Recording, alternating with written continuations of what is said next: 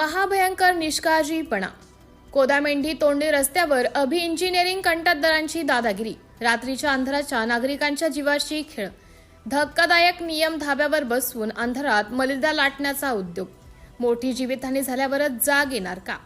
मौद तालुक्यातील कोदामेंढी ते तोंडली या जोड रस्त्यावर सध्या कंत्राटदार आणि संबंधित प्रशासकीय अधिकाऱ्यांच्या संगनमताने भ्रष्टाचाराचा आणि बेजबाबदारपणाचा कळस गाठला गेला आहे. रात्रीच्या वेळी अत्यंत गुप्तपणे आणि अंधाराचा फायदा घेऊन या रस्त्याचे काम रेटले जात असून सुरक्षेचे सर्व नियम अक्षरशः कचऱ्याच्या डब्यात फेकण्यात आले आहेत. अभि इंजिनिअरिंग कंत्राटदारांच्या या मुजोर कारभारामुळे हा रस्ता आता निष्पाप नागरिकांसाठी मृत्यूचा सापळा बनेल असा प्रश्न निर्माण झाला आहे. सुरक्षेची ऐशी की तैशी, लाईट नाही, फलक नाही.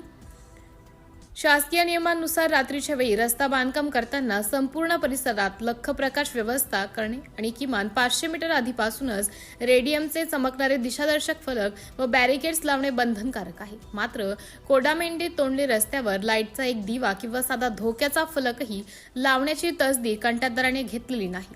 घनघोर अंधारात अचानक समोर येणारे दगड, गिट्टे, खडे आणि मशिनरी यामुळे दुचाकी स्वारांचा थेट मृत्यूला आमंत्रण देणारा प्रवास सुरू आहे. अंधाराचा फायदा घेऊन निकृष्ट दर्जाचं काम, दिवसा लोकांच्या नजरेत पडू नये आणि रात्रीच्या अंधारात कसाही रस्ता बनवून मोकळे व्हावे या हेतूनेच हा अंधाराचा खेळ सुरू आहे का, असा संशयास्पद सवाल आता नागरिक उपस्थित करत आहे. रात्रीच्या वेळी शेतकरी, दूध व्यावसायिक आणि तातडीच्या वैद्यकीय कामासाठी जाणारे रुग्ण या रस्त्याचा वापर करतात. अभि इंजिनिअरिंग कंत्राटदारांच्या या मनमानीमुळे एखादा मोठा अपघात होऊन कोणाचा बळी गेला तर त्याला जबाबदार कोण? अधिकारी ढाराढूर झोपेत का, असा प्रश्न उपस्थित. या गंभीर प्रश्नाकडे प्रधानमंत्री ग्रामसडक योजनेतील अधिकारी, नागरिकांच्या जीवाशी खेळ करणाऱ्या अभि इंजिनिअरिंग या कंत्राटदाराचा परवाना तात्काळ काळ्या यादीत टाकावा आणि निष्काळजीपणामुळे अपघाताला निमंत्रण दिल्याबद्दल कंत्राटदार व संबंधित अभियंत्यांवर कार्यवाही होईल काय? लोकप्रतिनिधी यावर गप्प का, असा प्रश्न उपस्थित होत आहे.